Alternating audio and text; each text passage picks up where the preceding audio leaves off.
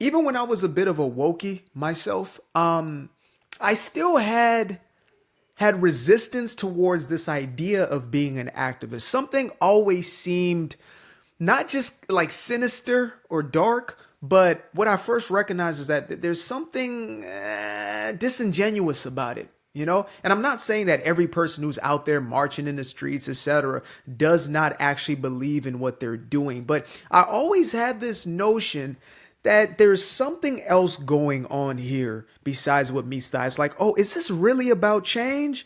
Or is this about, some lazy folks wanting an excuse to make an excuse to not get anything done and blame somebody else for the reason they're not getting something done? You know what I mean? Like those are the first kind of memories I guess I have from seeing the first, real protesters and things of that nature. I actually remember like it was yesterday when I, moved to the United States around 2007, year of like 2008, 2009. There was Occupy Wall Street, somewhere between that time. And I was watching these protesters, and I'm thinking to myself, at a young age, I'm thinking this. I'm like, wait, so these people are on this campus. It's a really nice campus. I mean, I think it was like Berkeley at the time, and they're crying about inequalities. Now, I know as a grown man, that's a multi-billion-dollar campus. They got, $100,000 of student loans or student debt that each of them are going to have, or maybe they got it paid off by mommy or daddy or whatever it may be. But, these are kids in literal privilege. And here they are protesting. What? So then I didn't understand, but now I have the complete kind of complex picture, and I've been able to put things together. And I've realized that this modern day version of social activism, I'm not talking about the one of our grandfathers and grandmothers, the MLKs, where they were pushing for an actual change, and then they were pushing for policy change, and then that policy became the way in which we move differently. Instead, these individuals are looking to bully people into buying into their own psychosis in order for them to be gratified, or in order for them to be validated in their own psychosis, right? These so-called protesters, for example, the climate change people, how do they change the world? How do they save the world? Well, they don't go out and pick up trash. They don't go out there with them little jabbers and start poking into things on the side of freeways and start to clean up the environment, or go into the oceans and, or at least on the beach, and start to pick up, different filth. They don't go over to China and lobby for, cleaner air because China is one of the greater polluters of the planet. No. They don't do any of that shit. Instead, what they do is they sit there behind in the middle of the street. That's what they do. They sit down in the middle of a freeway, in the middle of an expressway, and they create traffic, which creates actually even more pollution because some cars are just stagnant there waiting on them. That's what they do. Why? Because they want attention. It is an attention economy with these people. The entire charade is about look at me, feel sorry for me, give me free shit, give me free. Like that's the mentality that these individuals have, and that's how they move through life. There are individuals who are using this ideology as a means to satisfy some sort of void within themselves. It is a dark and sinister plot. These social activists, quote unquote activist, free blah, blah, blah, right? Justice for Juicy. Remember that? Remember Juicy Smollett? Justice Smollett? Remember him with the race hoax? Justice for Juicy. Guess what? It was a hoax. It was a lie. Multis of millions of dollars were used out of Chicago's budget in order to investigate something that never happened, and the man was not prosecuted for it. He was guilty but not prosecuted. Was there justice? Was there justice on the other side for the ones accused? Was there justice for those who had to go out and do, basically useless work? Was there justice for the taxpayers whose money went towards a hoax? Was there justice there? Absolutely not. Because it has nothing to do with justice. You see, the ones who are actually going for change, for instance, the ones who are actually combating income inequality are the ones who go out and build a business. Guess what? Charities don't create wealth. Charity doesn't create wealth. Wealth creates charities. It's a mind boggler.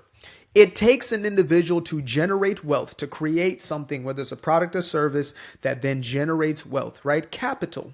It's a capitalistic system, a free market capitalistic system, preferably, not the crony kind. We're sick and tired of that one. Okay, Nancy Pelosi, we're cool with that one. So give us a free market where people trade freely And let's say a guy creates a delivery platform that you really find convenient. And so you give him money in order to get your packages here on the same day, right? That man then makes money and makes millions, and he makes multis of millions, and he makes hundreds of millions, billions. And, then he gains a whole bunch of muscle, gets a new wife or girlfriend, and goes out to party in Vegas. But I digress. Point being, you create an ecosystem where an individual then becomes wealthy, and you have the opportunity to do the exact same, right? In that ecosystem through that trade of value or perceived value, because value is nothing more than perception, right? And as you do that, you then have capital generated. And so that capital can be moved into the nonprofits, into the NGOs, et cetera, and it can be used for other good things. Because I hate this conversation of what good are you doing as an entrepreneur? The service you provide is a good, right? The service, there would be no service that you're contributing to. So you're trading your value for value. But there's this altruistic sort of, psychosis we've fallen into where it's like, well, it's only good if you just give it away for nothing. It's really a socialist, like genuinely socialist. I'm talking about on the roadway to communism, the Marxist sort of way, to say, well, give me your money, right? If you have too much money, then you probably need to give me some of it. And that's the protest. That's the activism that you're seeing. It is rooted in greed. It is rooted in envy. And these people would never tell you that. They'll never tell you that they are power hungry. They would never. They look over there at the capitalist, right? Pretending they're not capitalists themselves. This is dude Hassan Piker, right? A real piece of work, that guy. And this guy, he's a pro. He's a communist. He's a propagandist. Literally, he calls himself a propagandist. I mean, this guy's a real, just, he's a doozy do. And he happens to make millions of dollars creating content within a free capitalistic society such as this one, yet he is somehow like the king of the communists, basically. King of comment section communist. Think to yourself, a man's making multis of millions of dollars. So why is it that he's not distributing his wealth? I say if you're a true communist or, true socialist, you should be distributing any money that comes in fairly amongst everybody around you. It's not fair that you make 100,000 and that person makes 50. That's not fair that you work your ass off and, build a media company that's making millions of dollars and the other person. No, that's not fair. Yeah, I know you worked, 20 hours a day or whatever it is, but who cares? Socialism, you know what I mean? Give that money to that one. That's, again, these people are full of it. These people are full of it. Why is it that these communistic countries don't have hordes of people trying to break into their nations? Why? Why do you not go into places like Venezuela, Cuba, Nicaragua? Why do you not go to these places and see lines of Europeans, non-ethnocentricists? Why do you not see lines of these communists, these black folk? Why do you not see these people trying to break in? Because it's the other way around, because people are trying to break out of those systems. People understand that in order to create opportunity, to have opportunity, they need to be in a place that has a free market, a capitalistic incentive. I'm not saying that it is all about the money, all about the Benjamins. We can do better than that. But the only way is to allow people to freely trade. Simple as that. I know I'm now going down a rant of capitalism. I will bring it back to the activist element. But this is, again, it's to establish a foundation to say these individuals who call themselves activists, these woke activists, social activists, it's in their bio, it's on their damn foreheads, for crying out loud, right? These are the people who are protesting, the Middle East, and so they will go into a gallery and throw Campbell noodle soup on Van Gogh's painting. You know what I mean? Like they're it's all on the basis of unearned attention. In the same way they want unearned finances, they want unearned power. They want to rid of the hierarchy so they can put themselves at the top of a makeshift hierarchy that makes no sense and is non-productive. It's like somebody said, the devil don't know how to create, only to destroy and to copy. These people take and they copy. They can only destroy or copy, and oftentimes they're destroying something. They're destroying a foundation. We have builders on one side and we have the destroyers on the other. And that's who these people are. They will go into these cities and they will torch the entire place. I'm talking about just flamers. They will torch a city in order to make a statement. in order to get themselves that power, that again, power through validation, to be seen, to be heard, right? Which all translates back to the very same thing. I want attention. I want to be the fill in the blank. Instead of doing the work necessary. That's why they hate business people. They hate wealthy people, because it's somebody who is willing to put the work in more cases than not. People like to say, oh, all billionaires are just corrupt, blah, blah, blah. No, that's the ones they tell you about. That's the ones your propaganda machine tells you about, so you stay your ass raggedy and dusty and disgusting. That's the ones they tell you about, so you don't become a wealthy person. So you have a subconscious money block that makes you feel, well, money must be bad, and therefore I don't want to be bad, so I'll never get no money. That poverty complex that's put on you, that's what's working. That's what's at operating there. You want to become wealthy. If you are a good person, the best thing you can do for the world is to become wealthy. It is to become wealthy. Oh, but you have to be better. No, you don't. You got to create something that people want, need, desire. And those can be 3 categories. There could be some you don't need, but you want. There could be some you want or you don't want, but you desire. Oh, man, Louis belt. You desire. You don't need that moment. You know what I mean? Sometimes you don't even really want it, but you have a desire for it. Am I saying it's good or bad? That's between you and the donkey you rode in on, right? You have something you need. Okay, I got, food products and things of that nature. I'm so tired of people. Oh, food should be free. Okay, then grow your own damn food. Simple. What you're paying for is the process. What you're paying for is for somebody else to make it more convenient for you. You're paying for the farmer to grow it, and then to harvest it, and then the truckers to drive it to the location, and then the grocers to, there's an ecosystem between you and the damn ribeye. So if you want to knock yourself out, buy the chickens, okay? There's nobody stopping you from doing that. But most people just like to say this shit and they just like to complain, oh my goodness, these terrible companies, they're just, oh man, they're so terrible. But then you end up signing up contract, you got the damn membership. You know what I mean? You're buying 7 boxes a week, and yet you have the audacity. That's why I don't be listening to so many people. Too much hypocrisy going on. Too much hypocrisy.